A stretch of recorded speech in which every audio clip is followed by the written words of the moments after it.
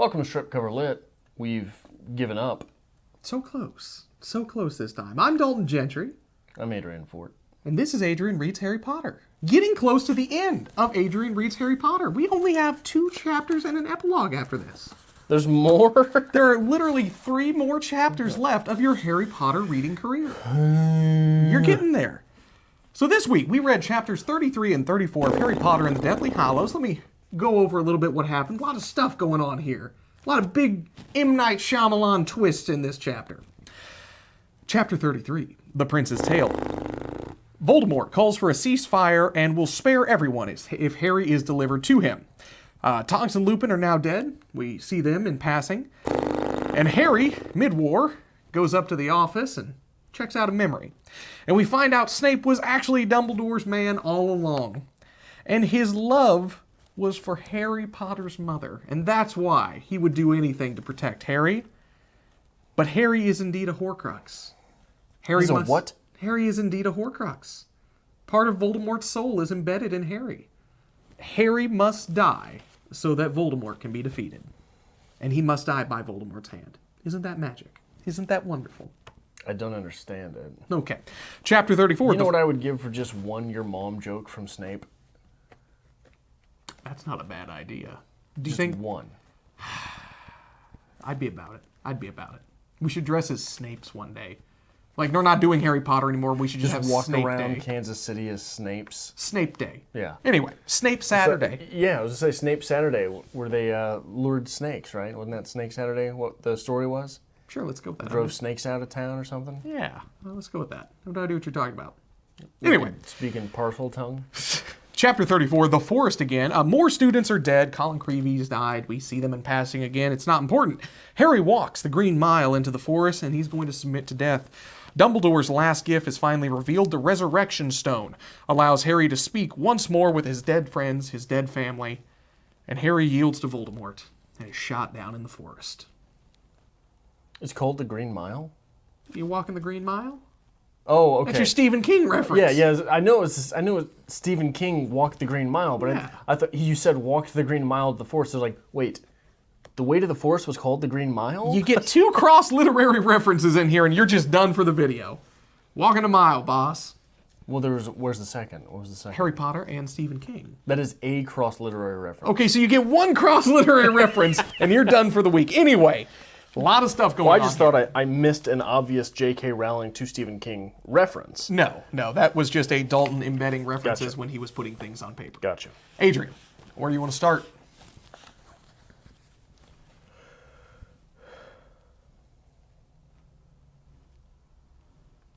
Got anything? I didn't read the chapters. Yeah, you did. I read the chapters. Those last moments with Snape, Okay. it would have been... So Harry Potter's there. No one knows Harry Potter is there. How badass would it have been for Voldemort to say, you know what? I really appreciate this Harry Potter kid, man. Selfish enough to sacrifice all of his friends. Kid might have a future. Yeah? How badass would that have been? Just turn the game altogether? Turn the game all together. Well, what's going to happen there is Harry Potter knows, even Voldemort knows that I'm just sacrificing people left and right so I don't die. And he likes it. How selfish does that make me? Wouldn't it have been even better if all these deaths were so Harry could create his own Horcrux? And he would become the new Voldemort? But Harry would have to kill one, wouldn't he? Well, but he's not to notice. In the war, if you just accidentally turn a little sideways friendly fire, it'd be fine. Sorry, Colin. Sorry, Colin. Blow the boy up. You're immortal. Worth it. Okay. Anyway. So I think there's 2 things here that I called. Okay. I called Harry Potter being a horror crux. Okay. And I called Snape having a deeper hatred for Harry than the fact that his father played Quidditch and was a bully. Okay. Right? Didn't I call those things? You did. I can't say there's a deep hatred for Harry. There is a deep love for Harry's mother. Your mom. Harry's mom, which therefore has made Snape the ultimate protector of Harry. He will do all what is necessary to protect Harry in his mother's memory, whether he likes the kid or not. So a lot of people really found that endearing. They thought it was majestic and, just so romantic. In the movie, Alan Rickman does this amazing thing where, it's the scene where he reveals the Patronus to Dumbledore. And he reveals it, and Dumbledore's shocked. He's like, after all this time, something like that. And Snape, Alan Rickman just says, always. I didn't understand that part. What was that? You didn't understand that part? No. What happened then? The Silver Doe, Yeah. I believe, is a reference to, obviously that's the mystery of who the Silver Doe Patronus is. It's Right, yeah. Snape. But that means nothing to Dumbledore. I believe the doe was also Lily's Patronus. So it's But you don't control your Patronus, do you? But his love runs so deep that his true spirit is with Lily Potter. Do we have any idea that your Patronus could change over time? I don't think so. I'm not sure there's any reference of a Patronus changing over time. I'm sure J.K. Rowling will watch this video and say that she wrote that at one point, because that's kind of her kick right now. Right, but so because you and the girl you have a crush on had the same backpack in the 3rd grade, your love is everlasting? His love is everlasting. Always, Adrian. Always, Lily Potter. I have an ex who, after we separated, got always tattooed on her. That's a thing. That happened. What? Yeah. Always what? That's the line. That's the big romantic line. Where, Dumbledore's like, after all this time, and, Alan Rickman just says, always. Because he's always loved her, and he will always defend her. Even though he kind of was the reason she got blown up. But that's okay. Okay. All right. Moving on. 663 into 664. Lily had picked up a fallen flower from the bush behind which Snape lurked. Petunia advanced, evidently torn between curiosity and disapproval. Lily waited until Petunia was near enough to have a clear view, then held out her palm. The flower sat there, opening and closing its petals like some bizarre, many-lipped oyster. Freud. You like your Freud references in Harry Potter. No, J.K. Rowling likes her. They Freud are references. rampant recently. They are absolutely rampant. On 666, though, we're all right. We haven't got wands yet. Freud? I don't have to say it. I feel like at this They point... are prepubescent, sort of, at this point, right? I feel like at this point I can just open up any chapter here and just read randomly. Harry pulled the invisibility cloak over himself and descended through the doors, at last walking down the marble staircase into the entrance hall. Perhaps some tiny part of him hoped to be sensed, to be seen, to be stopped. But the cloak was, as ever, impenetrable. Perfect. And he reached the front doors easily. Oh, I bet he did. Freud. Magic. You picked that one up. It was not bad. That was out of nowhere, too. I'm proud of that. Yeah, that's pretty good, huh? So, rampant sexual references in Harry Potter, that's the thing. But Harry Potter's dead. Harry Potter got shot down. Do you at least feel good about that? No. Why would I feel good about that, Dalton? It's... There's 2 chapters left in an epilogue. Okay. Harry Potter's not dead. Okay. I'm not 6. You can't trick me. B, how anticlimactic can the climax of a 7-book series really be? This is Indiana Jones right here. This is the big fight scene where they're flexing muscles and Voldemort just pulls out a 6-shooter, just pop.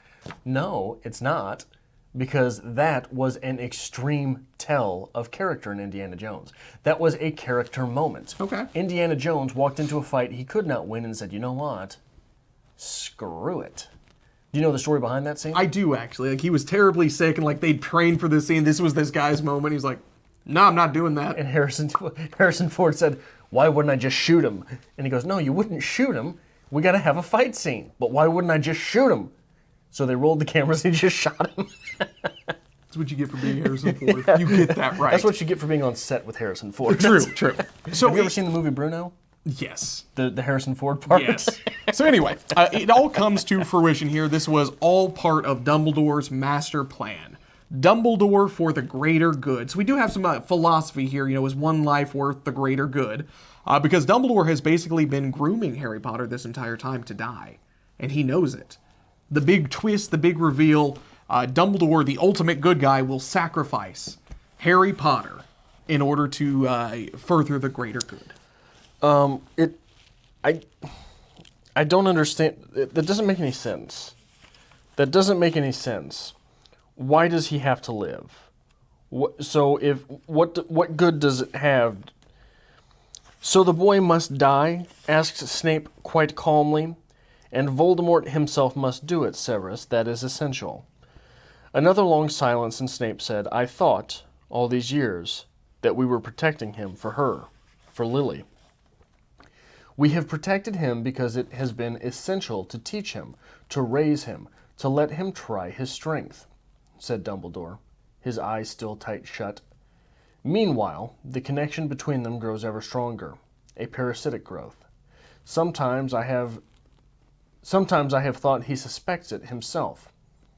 If I know him, he will have arranged matters so that when he does set out to meet his death, it will truly mean the end of Voldemort. That doesn't make any sense. Why does Voldemort have to kill him? I think it's something about the connection between the two of them, because part of Voldemort's soul is within Harry. It's like you have to go through special lengths to destroy a Horcrux. Yeah, but you can destroy the Horcrux. It's something about the connection and the magic between them two, and how his, a bit of his soul embedded itself within Harry. It has to be Voldemort who does it. That makes no sense. So if Diddledore had chopped off Harry Potter's head and he'd been dead, how would Voldemort then use the boy? I don't know. How would a rotting Harry Potter head have been a Horcrux through which someone could be resurrected? Don't have the answer for you here. And we do have to keep in mind... Why must he be 18 years old to be killed by Voldemort? Even if we're granting the case, why does he have to be 18 in order to be killed by Voldemort?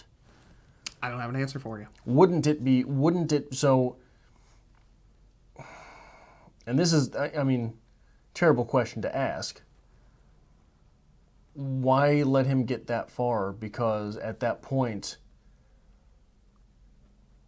you've lived an entire life. True. Right? So, leave it to old J.K. to make someone defend killing a child because she's such a terrible writer.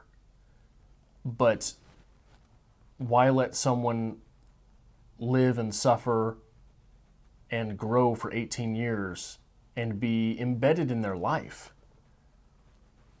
Right? Makes it more tragic. Well, no one's saying it doesn't. Why would that magic? What necessitates it?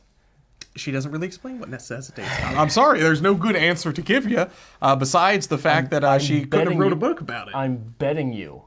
I'm willing to bet you, and I want to hear this next week. I'm willing to bet you that you get yelled at in the comments because at some point after the book, someone called J.K. Rowling out on it, and she made up some post hoc reasoning for why it had to happen that way, which is nowhere in the canon. She's pretty good at that recently. Well, and here's the thing with that gets me. So, which, by the way, I've been saying this on the channel for 3 years now, that this is, you can't just do that after the fact, right? I was a hipster of this movement because I was saying it before it was cool. But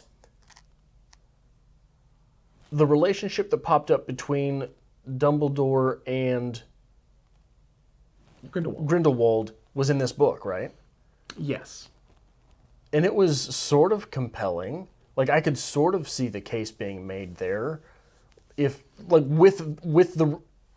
Not really, but if you tell me, okay, these guys ended up together, I could see seeds of it in there. But tell me that the Snape and Diddledore relationship does not sound a lot more like a married couple. It's more compelling, for sure.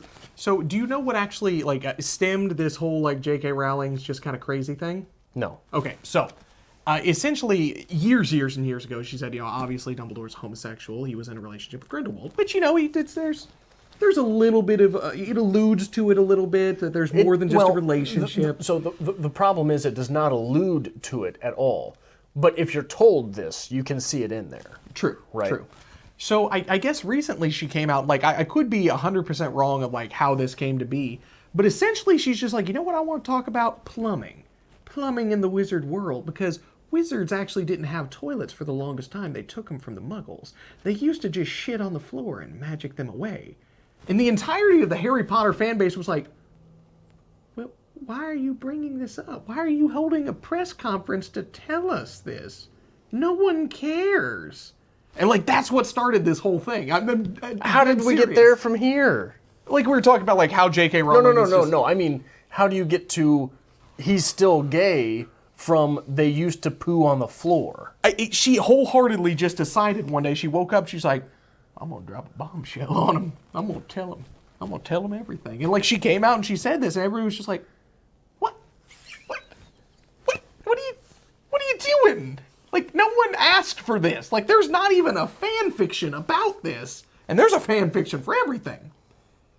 And then like she just continues forward and like she keeps pushing the topic. She's like, let me tell you some more explicit details about Dumbledore's love life. And everybody's like, nobody wants that. Thank you. We're comfortable with the decisions you've made, and like, okay, the relationship between Grindelwald and Dumbledore, it's there, whatever, but like, you don't got to go into details, JK, we're fine. Stop beating a dead horse. And like, that's what the argument we're at this point is. And it's amazing. I'm excited to see what comes next. I really am.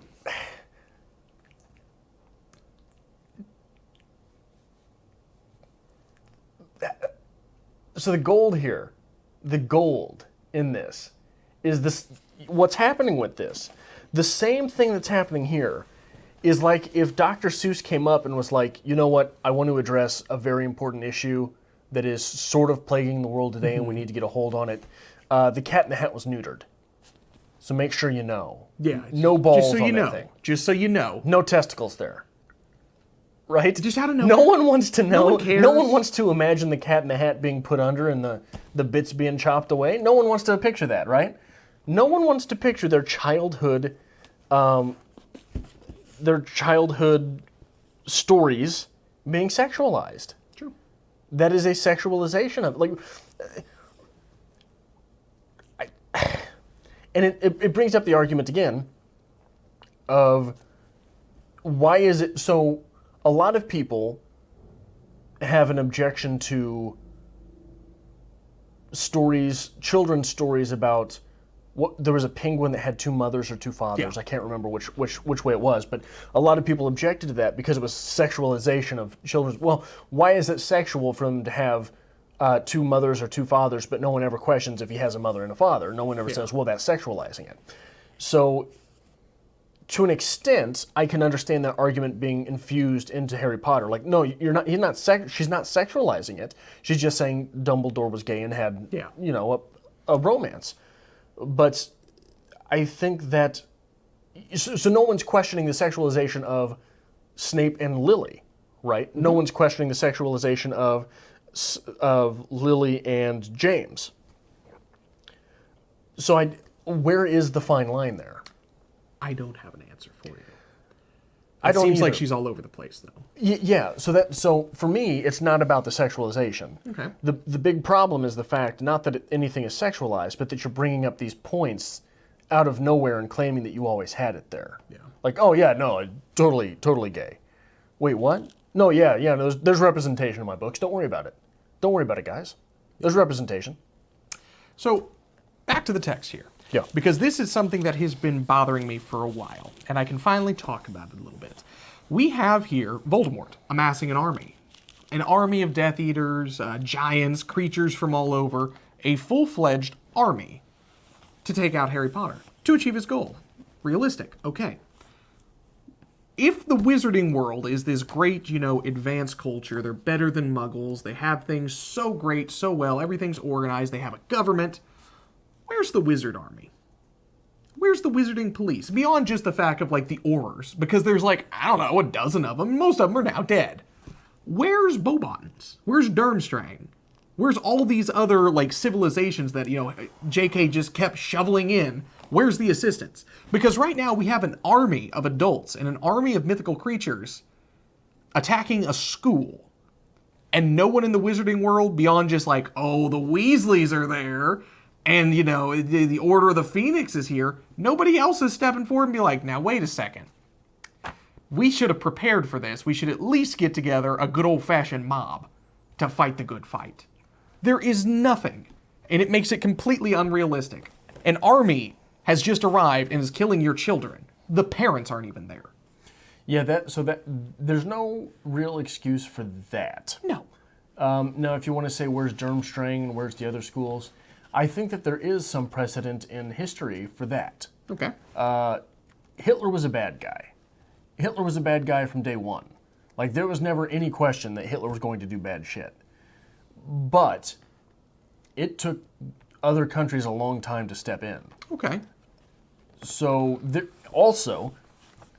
there may not... So, if the United States and China and non-European countries had been completely isolationist, there may have completely isolated. I'm not saying morally there may have been no reason, but there may have been no reason to step in when Hitler was running roughshod, because there's no for a long time, and I don't know even historically if there was any sign that Hitler's impetus was to take over the United States or world domination. A lot of the rhetoric that he used was Eurocentric. So he wanted to run Europe. I think Napoleon was very much the same way. Wanted to run Europe. So if you're Durmstrang, which seems, so if Hogwarts is a what's Harry Potter's house name? Privet Drive? No, Gryffindor. Gryffindor. If now I'm mixing my words up.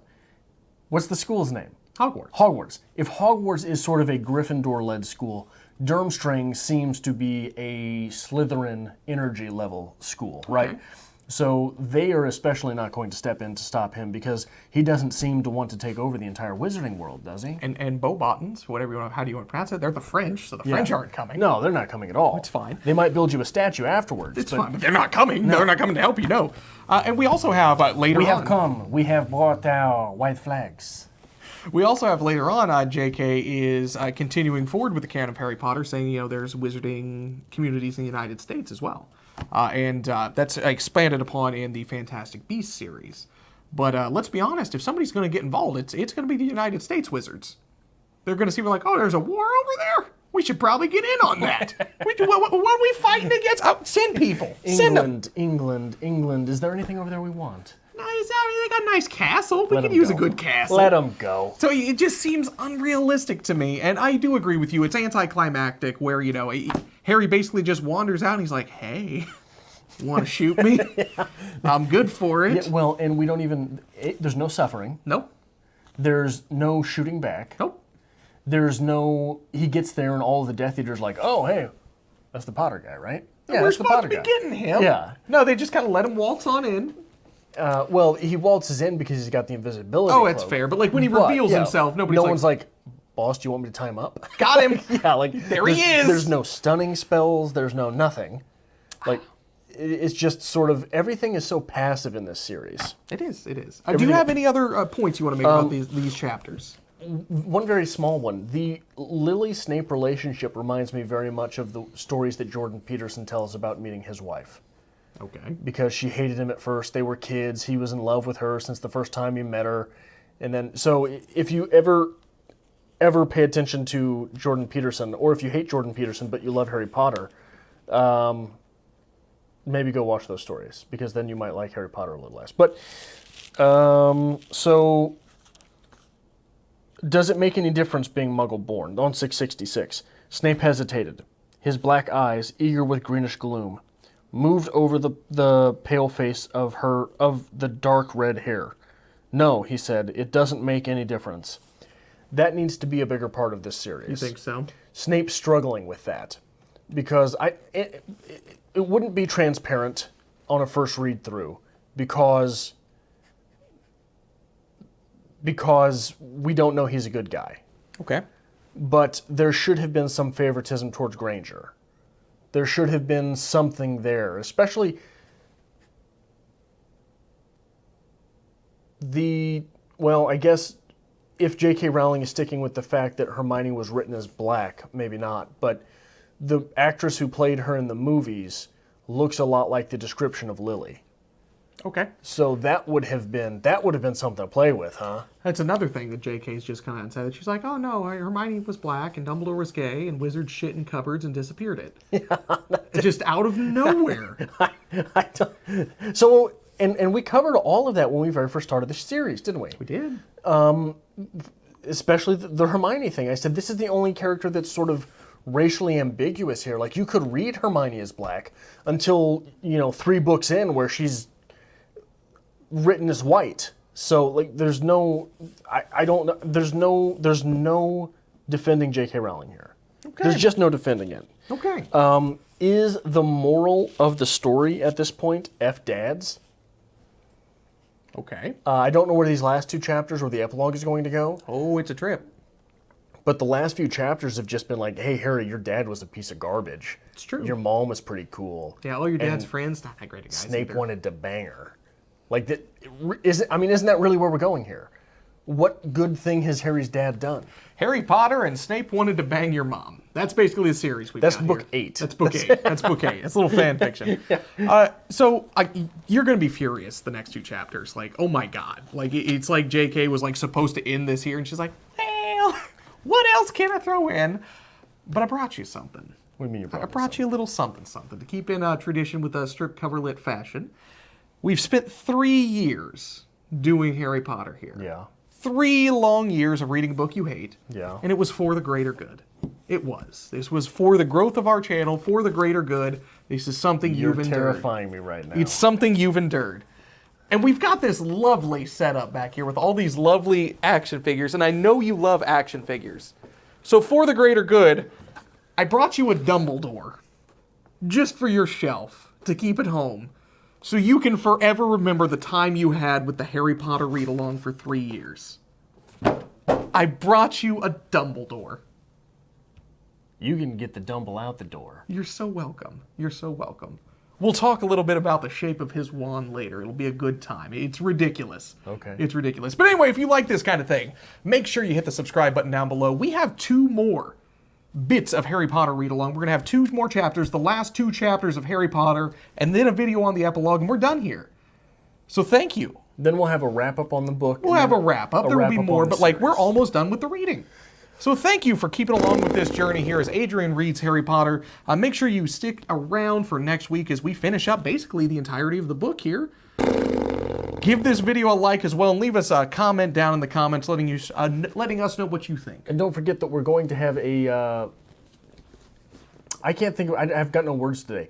We're going to have a vote on what the next read-along series will be. So stay tuned for that as well.